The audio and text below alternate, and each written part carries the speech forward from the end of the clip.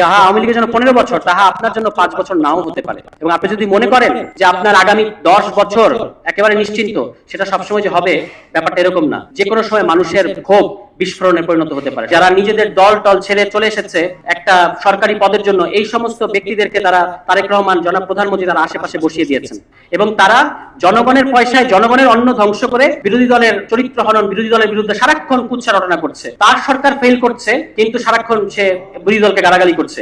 এই ধরনের ব্যক্তিবর্গ এখন কিন্তু মাননীয় প্রধানমন্ত্রী অত্যন্ত ঘনিষ্ঠ, যার হয়তো এমনিতে নিজের যোগ্যতায় একটা কেরানির চাকরি পাওয়ার কথা না, সে এখন রাজনৈতিক সচিব পদমর্যাদায় বিশেষ সহকারী হয়ে বসে আছে।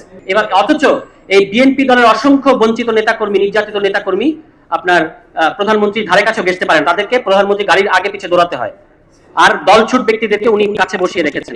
এটাই হচ্ছে মাননীয় প্রধানমন্ত্রী জনাব তারেক রহমানের প্ল্যান। তো এই যে এই ধরনের আইন তারা করেছেন, তারা যদি মনে করেন যে আবারও গুম করবেন, আবারও মানবাধিকার লঙ্ঘন করবেন, বিএনপির একটা জিনিস বোঝা উচিত যে তারা কিন্তু ক্ষমতায় আসলে কতগুলো জিনিস বারবার ঘটে। তারা ক্ষমতায় আসলে কানসার্ট ঘটে, তারা ক্ষমতায় আসলে ফুলবাড়িয়া ঘটে, তারা ক্ষমতায় আসলে শনি রাখরায় ঘটে। রানিং এমপি জনগণের ধাওয়া খেয়েছে, বিদ্যুৎ দিতে পারেন না, জ্বালানি দিতে পারেন না, এই কারণে। সেই একই প্রবণতাগুলো কিন্তু এখন আলামতগুলো পুরোপুরি ফিরে এসেছে।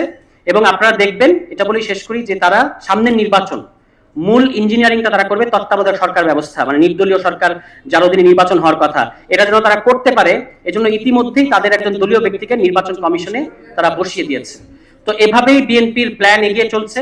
বাংলাদেশের মানুষও এখনো পর্যন্ত দেখে যাবে।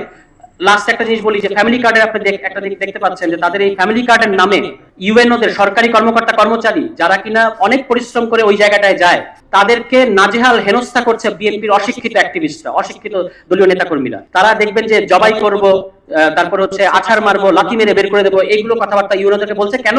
কারণ তাদের দেওয়া যে তালিকা, এই তালিকাগুলো কিন্তু ইউএনওরা নিচ্ছেন না। যারা নিচ্ছেন না তাদের সাথে তারা এ ধরনের আচরণ করছেন। আছাড় মেরে নাকি তারা ইউএনওদেরকে পদ থেকে বের করে দেবেন।